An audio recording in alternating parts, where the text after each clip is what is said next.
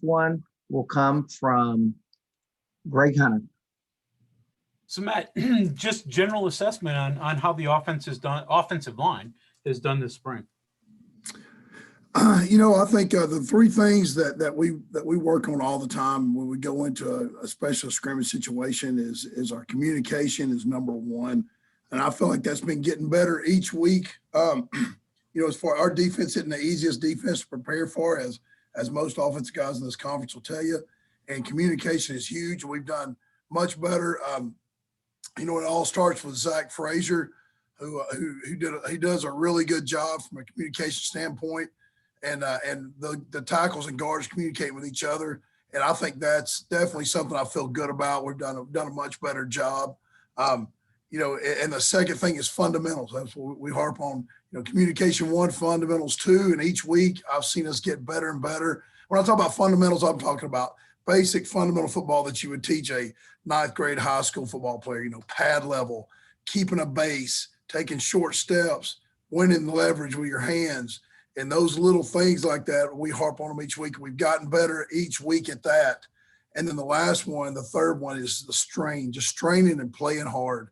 And that's something that we're getting better at. When the fundamentals fail and the communication fails, sometimes that strain will get you through and you can win a block. So I feel like overall we're getting better each week at those. I feel good about where we are right now. I feel good about our depth. And I feel good about the guys working together, working hard and really trying to get better each time we go out there. Cody Nestor.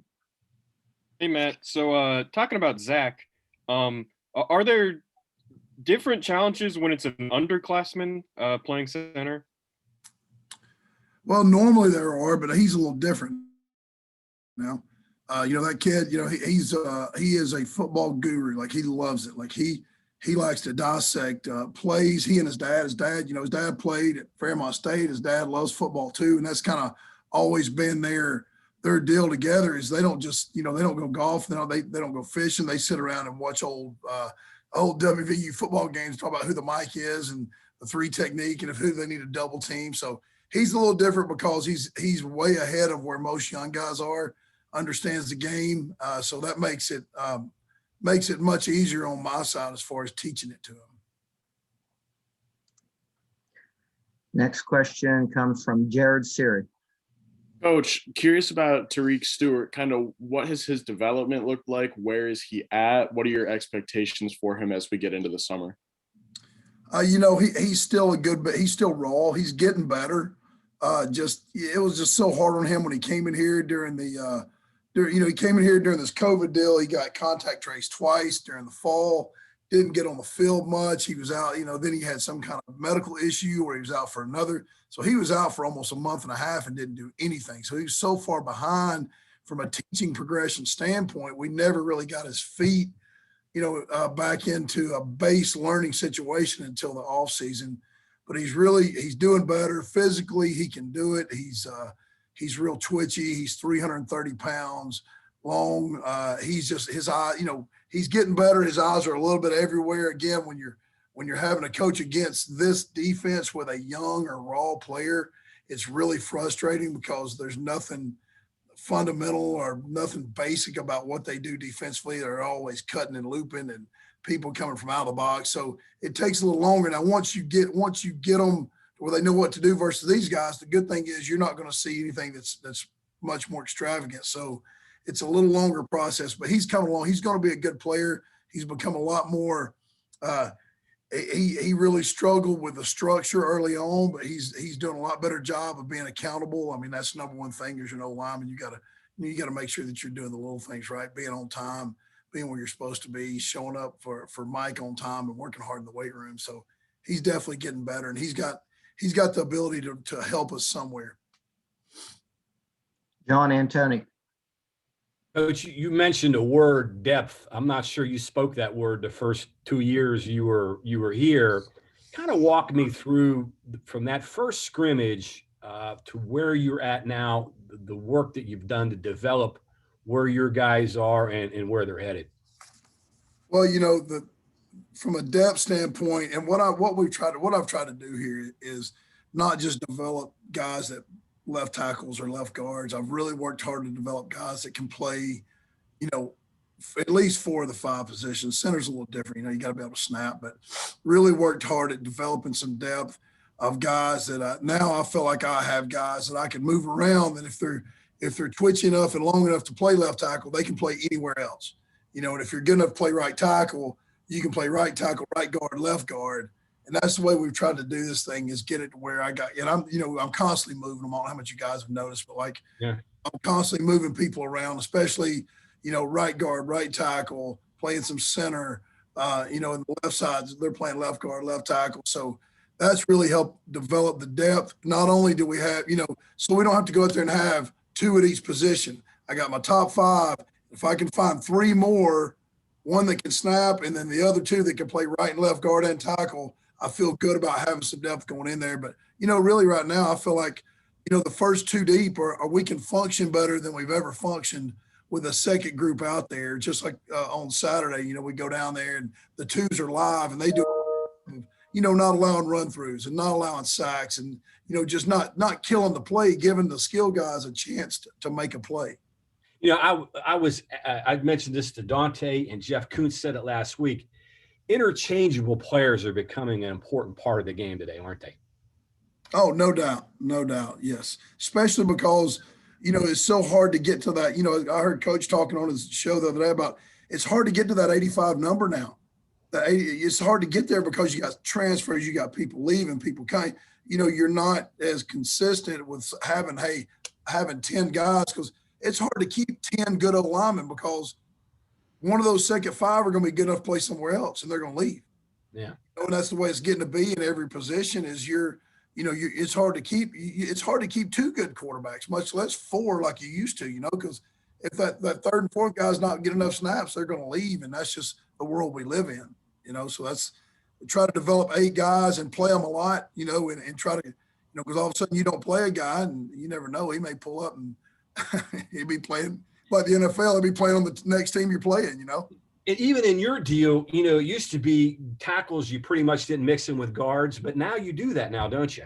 Yeah, you do. You try to find the best 8 players you got and teach them multiple positions, so they give you, because like I said, you keep a guy, your second team left tackle, if he don't ever get to play, he ain't gonna be there for long, so you got to make sure he can go play guard, he can play right tackle, he can play other spots, so you can roll him in and get him some snaps in a game. Last thing here, so if you have 4 that are interchangeable, you really have 8. Exactly. Yeah. Yes. That's the way I look at it. Thanks. Yes, sir. Kevin Kinder. Coach, watching a couple of your practice sessions, saw how you'd split some guys up, 2 different units, maybe working some of the guys with tight ends, other things. Is that part of getting everybody, together so they can work in one unit? Because that seems to be the hardest thing to develop now, especially when you're, moving people around to different spots, is getting that communication, that unity that you need for a really top tier offensive line. Yeah, that's something after going through our, postseason cut-ups, something we felt like that we really see. We're pretty hard on ourselves, but somewhere I felt like, and Coach Brown and Coach Trick and I always all felt like our communication between tackle and tight end was not where it needed to be. So we're really being, we're really trying to spend time pre-practice and during practice where tight ends and tackles are working together in live situations where they're having to talk to each other. And like you said, you got to interchange those guys to make sure it's not the same 2 working together all the time, because those tight ends are constantly, because if you're playing a lot of 11 personnel, you can't play the same guy the whole time. He gets wore out. So you got to make sure you got both of your top 2 tight ends working with your first tackle and your second tackle, your left tackle and your right tackle. So yeah, we're really working hard on getting that communication between tackle and tight end better, and it has gotten better. Greg Hunter. So Matt, one of those guys that you seemingly have moved around a little bit is Doug Nestor. He's played guard and tackle from what we've seen in scrimmages. So just overall, tell me about Doug's transition to West Virginia, what you've seen from him, and what do you like him best, guard or tackle, or are they both equally good? Well, his transition's been great. He fits in perfect because he fits in the same mold as Yates and Committer and Frazier and Jordan White. They work, and that was the number one thing. He came in during the offseason, and he saw the way we worked in the weight room and the standard that our guys had set for how to work in there with Mike. And he fit in great there. And then I've intentionally left him at a spot for multiple days, started him at tackle, let him play there for the first 3 days. And then the next week, let him play at guard the next 3 days. And then now I'm going to move him a little bit back and forth, but I wanted to get a solid view of what he looked like at both of them. I'm not real sure. I hadn't moved him to the left yet. That's probably going to be a summer and a camp deal, getting him on the left side. I just got to find out where he's going to fit. He's looked really good at times at guard, and he's looked pretty good at tackle. So he's a big, huge guy that can move, and he's smart, and he can move people around. So I'm still in that. I'm not dead set on where he's going to be. I mean, we still got White Milam coming in the summer, who's a very athletic, he's a 300-pound guy that's 6'5", that can move, smart. So we still got some good pieces to add to this puzzle that I'm really excited about. Cody Nesper. So, Coach, you kind of talked about it when you were talking about cross training, but is switching right side, left side more difficult than switching guard and tackle? Yes, it is. Switching left side and right side is more difficult just because your stance and your footwork changes. It doesn't change as much at guard and tackle. Your spacing and the type of people you're blocking changes a little bit, but to move left and right, you got to have a guy that's been around for a while. And sometimes a center can do it. Frazier can do it because, when you're playing center, you have to actually play like you're on the right and the left, depending on which way you're going. So he can do it. And Frazier can do it. I'm sorry, Frazier can do it. Gamitter can do it. But right now I'm trying not to do that to Doug. I want him to kind of show us what he can do and keep him as comfortable as possible for multiple days in a row. So he can kind of show us his best and not spend his whole time guessing on his footwork and stuff like that. So it is more difficult to go across the ball than it is to just go guard to tackle. And then one more real quick. I just wanted to ask about Jakoy Hubbard, because I think he was hurt for most of the fall. So just how's he look so far? Well, he had shoulder surgery, so they wanted to keep him out through spring. So he'll be back. He's physically has done a phenomenal job. He's lost about 35, 40 pounds. He's moving around really well. He's still over 300. Great kid, works his butt off. Going to be a guy that you're really going to enjoy watching play. He's a high energy, high effort guy.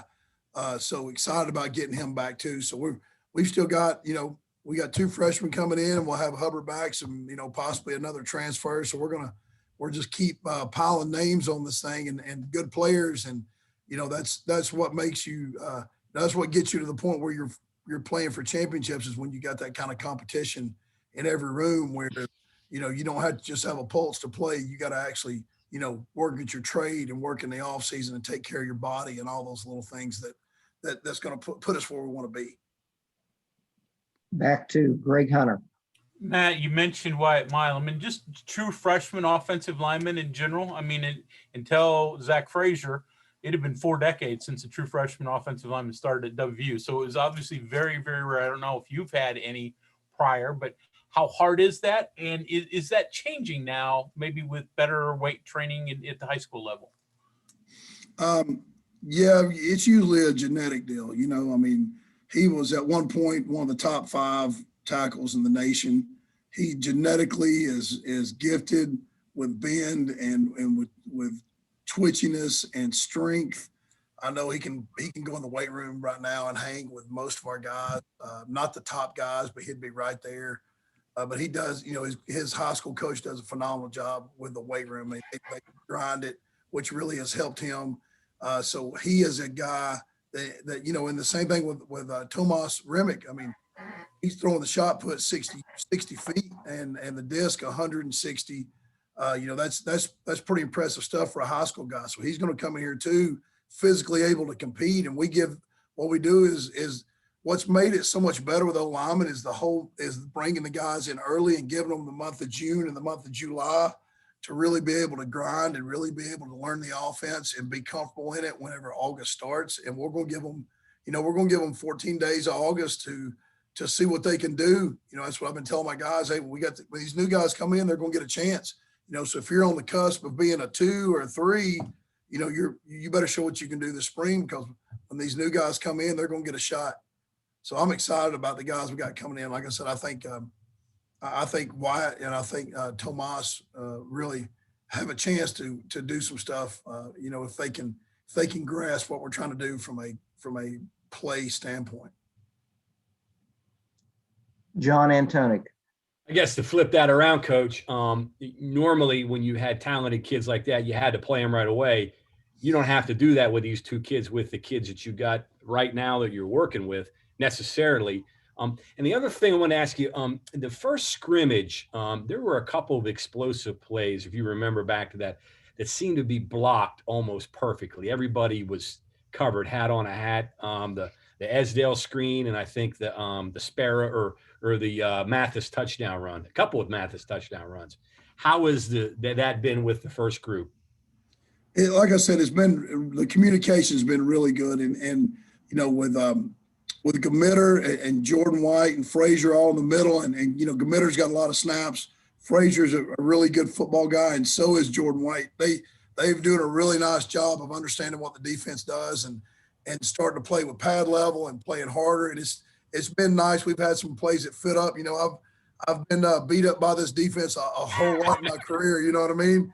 And it's nice to see those plays when we get it fit up, and the running backs are doing a really nice job of being patient and trusting us. And you can just see that developing the trust between the O-line and the running backs. Of, that first year it was helter skelter and people were running through, and I don't think Letty ever trusted the guys I had up there. But I think with this group, we're through recruiting and coaching and just continually working every day. We're getting better and we're building that trust. And that's when you have some good offenses. That's when you're able to run the ball, when you can do those things. And I noticed too, there were a couple of instances where Mesidor and Dante, they're good guys to have your guys block. I noticed one time Nestor had some trouble with Dante. So that's good too, having those guys over there to really work your guys. Yeah, no doubt. That's like, basically with Mesidor, he and Frazier, you got 2 freshman All-Americans, and they're going against each other every day, because Mesidor's been playing a lot of nose, a lot of inside stuff. And that's why I keep telling them both, I'm like, guys, y'all, they figure out ways to beat each other. One of them figures out a way to beat the other one. Well, then that one's got to go back and work on and figure out how to fix that. And it's the same thing outside with Doug. It's like, hey, Doug, these guys are constantly working on ways to beat you. You don't go out there and win the same way every time. And that's what makes you a good player, when you're going against good people that are competing and trying to win and trying to figure out ways to beat you. And that makes us a little bit better every day and keeps that competitive level high. I guess high tide rises all boats, I guess. No doubt. And that's the way we expect it. We're just going to keep striving. And Frazier is our leader in this group, and he sets the tone. He chases the ball. They all got to follow him. And that kid loves to work, and everybody on this O-line is trying to hold that tide high, just like he is, Thank you. Coach Moore, that completes our session for today. Thank you so much for your time. All right, guys. Appreciate y'all.